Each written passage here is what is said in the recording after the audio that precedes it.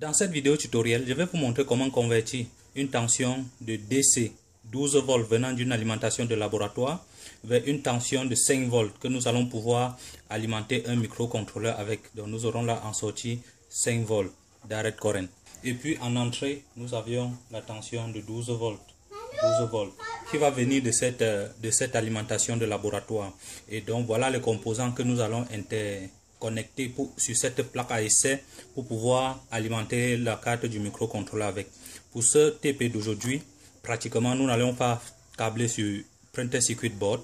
Nous allons le faire la partie simulation dans la partie ISIS qui va suivre après cette vidéo. Donc pour ça, il doit falloir que nous produisons le schéma. Donc ça va partir de plus, ça c'est la patte 12, la patte plus qui vient de l'alimentation du PC, de l'alimentation du laboratoire. Nous avions la porte négative. Donc nous allons sortir de la patte plus, aller sur la diode. Donc ceci c'est une diode de polarisation pour faire en sorte que si on permute le sens du courant, ça puisse respecter. À la fin de cette diode, nous allons voir que nous avions apporté des harmoniques. Nous allons apporter des harmoniques et pour pouvoir corriger des harmoniques, nous allons apporter un condensateur de filtrage. Donc il se positionne comme ça. D'accord, nous aurons la plus et nous aurons la moins. Donc ceci va former le GND. Et voilà ce condensateur. À la fin de ce condensateur également, nous aurons encore un condensateur de déparasitage qui va filtrer la haute fréquence que les harmoniques vont apporter. Le voilà. Et la valeur c'est 104. Et à la sortie de là, comme nous sommes toujours ici, à ce point, c'est 12 volts toujours, nous allons attaquer un régulateur de tension avec 78,05. Et lui, il va se charger de transformer la tension continue de 12 volts en tension continue de 5 volts. Donc voilà ça, 78,05. Et cette patte va aller à GND, la valeur de référence. À la sortie de ce régulateur de tension, vu que c'est un semi-conducteur, ça va apporter des harmoniques. Et pour pouvoir corriger des harmoniques, nous allons également mettre notre condensateur de filtrage. Et le voilà, la valeur c'est 2200 microfarads. Et à la sortie de ça, nous allons apporter également un autre condensateur céramique. Donc pour filtrer également la haute fréquence. Donc la valeur c'est toujours 104. Donc le voilà. Et puis déjà à partir de ce niveau, nous avions une tension 5 volts DC stable. Donc voilà les 5 volts DC stable qui est là. Et puis maintenant, pour pouvoir indiquer quand la carte va fonctionner normalement, nous allons prendre là, mettre une résistance de limitation de courant qui est celle-ci. Et puis la valeur c'est 220 ohms. Et puis suivi d'une LED de signalisation qui va nous indiquer quand l'alimentation sera fonctionnelle. Donc là voilà, c'est une LED verte. D'accord. Et voilà la LED. Et à la sortie maintenant, nous allons pouvoir prendre et avoir un plus ici. Et puis un moins qui est là, qui va correspondre au GND. D'accord. Donc voilà le GND. Et tous les GND sont connectés avec le GND de l'alimentation. Donc voilà un peu comment nous pouvons faire une petite alimentation. 12 volts DC to 5 volts DC. Donc voilà une petite alimentation que nous pouvons câbler à la maison, à la hâte pour pouvoir alimenter nos différentes cartes. Donc pour ça, nous allons respecter ce schéma et puis prendre ces composants posés sur cette carte d'essai. Donc cette carte d'essai, c'est une petite carte de bricoleur que vous pouvez nettement trouver sur le marché. Et puis nous allons respecter juste cette géométrie et pouvoir poser ici. Ce sera vraiment, bien évidemment, très facile. Et lorsque vous allez prendre chaque composant, vous allez utiliser un multimètre pour pouvoir tester les sens et savoir si tous les composants sont bien. À savoir par exemple, le premier élément que je vais prendre, ce sera le multimètre, la diode. Je vais calibrer mon multimètre sur mode diode. Là voilà, le voilà. Et puis je vais prendre la diode ci, la première diode de polarisation. J'essaie de polariser comme ça. Donc, notamment ça va être bloqué. Donc je vais lire haute fréquence, OL. Et lorsque je vais permuter comme ça, je vais lire une valeur de 0,5 volts. Ça prouve que cette diode est bonne. Et lorsque c'est bien, je pose sur cette carte de bricolage en respectant la géométrie que nous avions fait là-bas. Donc je respecte le plus et le moins. Donc je vais poser quelque part un peu comme ça. D'accord, vous voyez, c'est bon. Et puis, suivi de la diode du condensateur de filtrage. Vu que ceci c'est un semi-conducteur, ça va apporter des harmoniques. ça va apporter des harmoniques sur le circuit. Et pour pouvoir corriger, nous allons utiliser un condensateur de filtrage. Cette valeur, c'est 1000 microfarads, 25 volts. Nous pouvons également utiliser le multimètre pour pouvoir tester. Pour ça, je calibre mon multimètre sur le mode capacimètre. Je mets sur microfarad. Nous allons essayer de mesurer la valeur de ce condensateur. Et chez Kebam, je vois là 920 microfarads qui tend bel et bien à la valeur de 1000 microfarads que nous avions là. D'accord, je vais respecter le schéma que nous sommes fixés et puis je vais poser. Vous respectez bien la borne négative ainsi que la borne positive. Donc si vous ne respectez pas, boum, ça va s'exploser. D'accord. Nous allons poser un peu comme ça.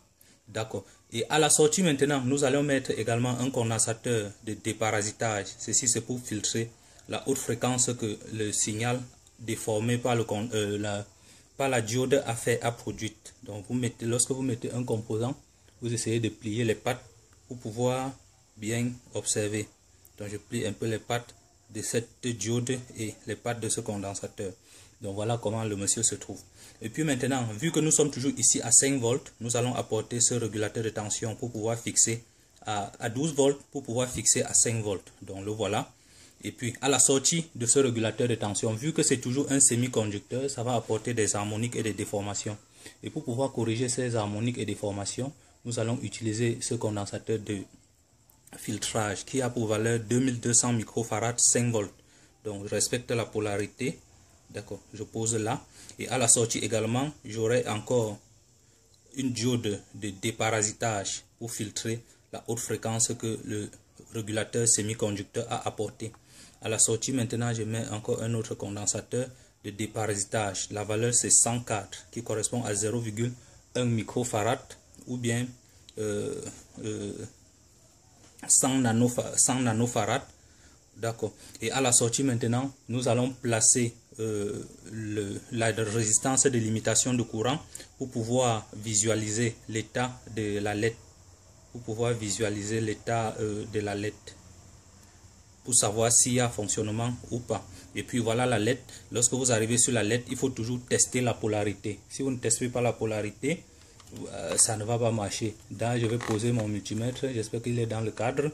Donc je vais mettre en mode test diode. D'accord, je valide. Et puis lorsque nous allons bien polariser cette diode, cette LED, ça va s'allumer pour montrer l'anode et la cathode. Donc je polarise comme ça. Donc vous voyez, ça n'allume pas. Lorsque je vais tourner la polarité, j'espère que c'est la lumière de l'enregistreur ne permet pas de bien voir. Donc à ce sens, ça s'allume. Donc si vous voyez un petit éclairement, voilà, ça s'allume. Donc j'éteins. Regardez bien, ça s'allume, ça s'éteint. Si je permets la polarité, c'est éteint. Ça voudrait dire que ceci c'est la patte plus. Donc je mets là, ça s'allume. Donc ceci c'est la patte plus. Je vais poser ça sur la sortie de 5 volts. Donc je plie là, je vais pouvoir arrêter comme ça. Et puis je vais fixer comme ça et je redresse. Et puis voilà l'alimentation dont nous avions fait. Et nous avions bien respecté la géométrie que nous nous sommes fixés, le chemin dont nous nous sommes fixés. C'est relativement très simple. Donc nous allons maintenant utiliser un fer à souder professionnel, mélangé avec cet étain et assembler. Je pense que l'alimentation est bel et bien terminée. Nous allons connecter les points d'entrée et de sortie, c'est-à-dire ce T-bloc ainsi que ce T-bloc en entrée. Donc pour ça, je vais prendre le câble ici. Le rouge sera la borne positive et le marron sera la borne négative. Donc ça, je vais d'abord dénuder le câble. Et puis, d'accord. Donc voilà l'entrée. Je suis désolé. L'étain est bougé sans que ce ne soit encore bien sec. Il faut rester un peu dessus le temps que l'étain se solidifie. D'accord. Donc c'est déjà solide. Donc vous pouvez voir. Donc ceci va correspondre à l'entrée positive. Donc ça va aller sur l'alimentation régulée variable. Et puis la sortie serait là, qui va correspondre à 5 volts. Donc pour ça, je vais couper le câble en deux, car je n'ai pas assez de câbles. Et j'exploite ceci pour la sortie. Donc le GND va rester toujours le GND. Donc je vais prendre comme ça. D'accord. Et ceci c'est le point commun avec l'alimentation, la résistance et la LED. Donc le plus sera là, qui va correspondre à 5 volts. Je crois que c'est terminé.